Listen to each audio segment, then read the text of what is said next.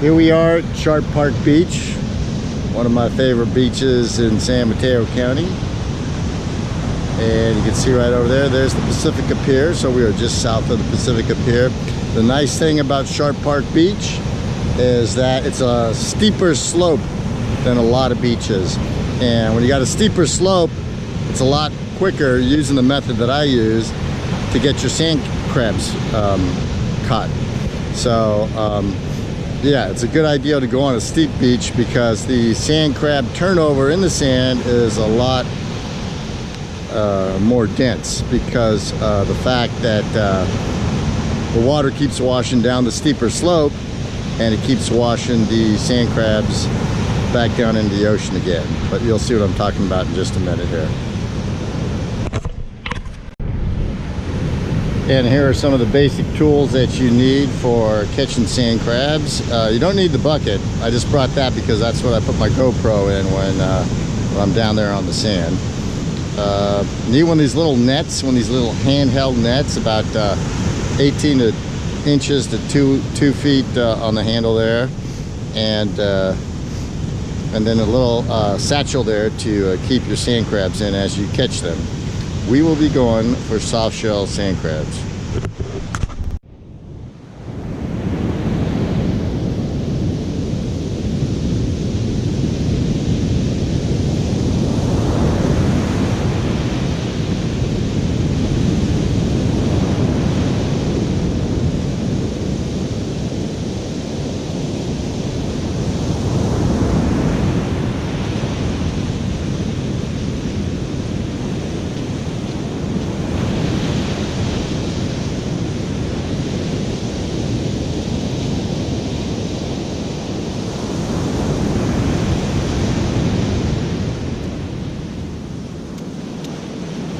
And as you can see from one scoop there for sand crabs on Sharp Park Beach, we almost got like 50 sand crabs here. Now the deal is, for every 50 you might get 1 or 2 soft shells. So that's why it's better to go to a place where you can get them quickly, because we don't have our 50 yet.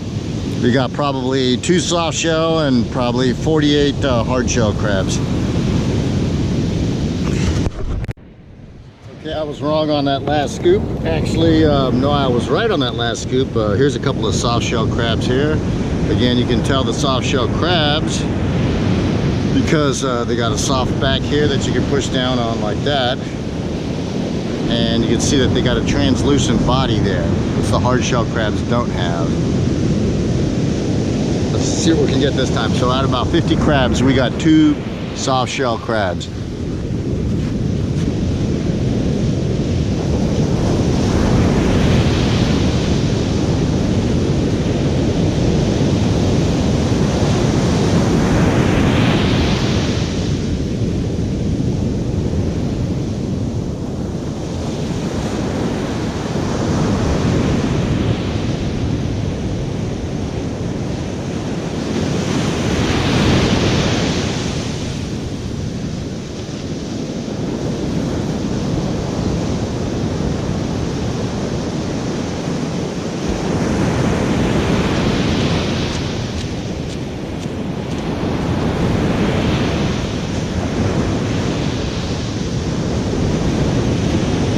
Right there's about another 25 crabs, and we'll see which ones. Let's see. Now here's a classic example of a hard shell, nice big one that you can see. The back doesn't push in, and you can see the body tends to look a little more white with the legs and whatnot. The eggs are good. I mean, if you put this on a hook, there's definitely sand crab eating fish that would go after this one because of the eggs. Perch would probably go in and they just bite the egg end off and they go leave the rest of it on the hook. Again, you're better off with the soft shell crabs. You should try for that. There's another hard shell one. This one doesn't have any eggs, and it's also not a soft shell, so you just throw that one back. Doesn't look like I got too many soft shell here. Usually takes me about an hour to get the limit on crabs, which is about 50. I think that's a soft shell one there. It's got a little bit of eggs in it, and it's a small one. Yeah, that's a soft shell crab right there. So, all right. right, so here we go. We're in the whitewater. This is where the sand crabs get turned over because if you look at the sand there, as the whitewater washes back over the sand,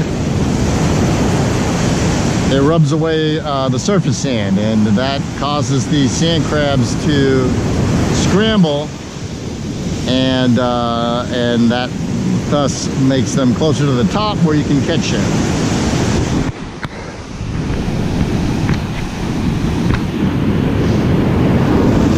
Okay, so here they come. The further in you go, the bigger the sand crabs are. And just like that, get them in your net like that.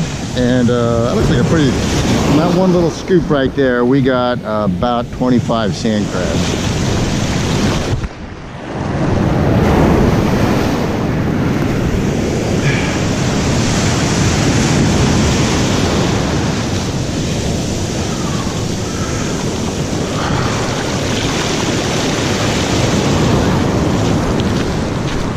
And there we go. Now we got to sort for the soft shell ones. There's one right there on the top. A lot of times they end up near the top because they apparently appear not to have as much strength as do the harder shell crabs. See the translucent body, the soft body there, the soft shell.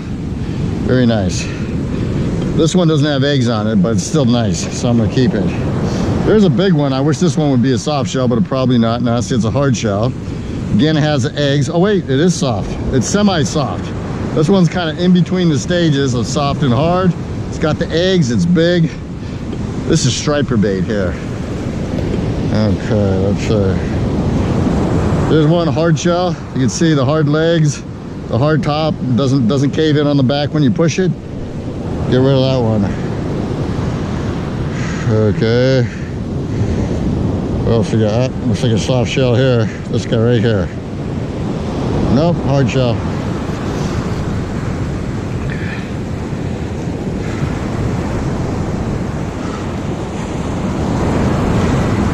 You go through a lot of sand crabs looking for the soft shell. Takes you about an hour, like I said, to get 50 of them. I think I felt the soft shell there. As I picked it up and squeezed, I felt a shell caving in on me. Oh, there we go, right there. There's a soft shell right there. Watch how the back caves in. See that right there? And there it is, translucent, and it has the eggs there. Beautiful. That's exactly what we're looking for. Here's another one. There's a soft shell, no eggs, huge. I'm gonna keep that guy. Yeah. Okay. This was like a really good take here, because already I've got like 4 or 5 sand crabs or whatever I got, and I'm not even at the end of the basket here.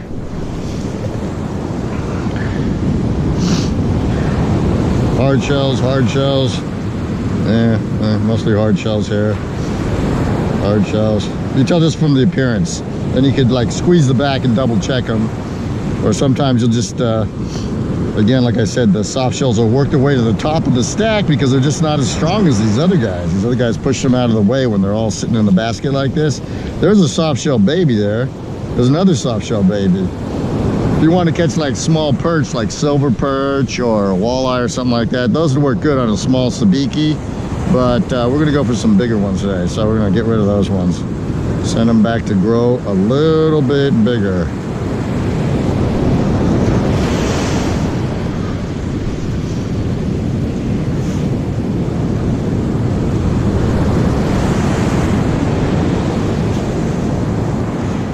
Oh, there we go. Look at the eggs bulging out of this guy, and it's a soft shell. That's nice right there, that guy. That's what you want.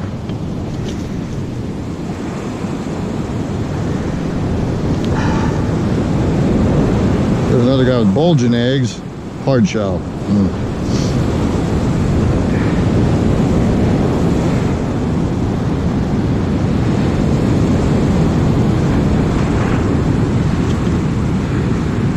And that's it for that batch.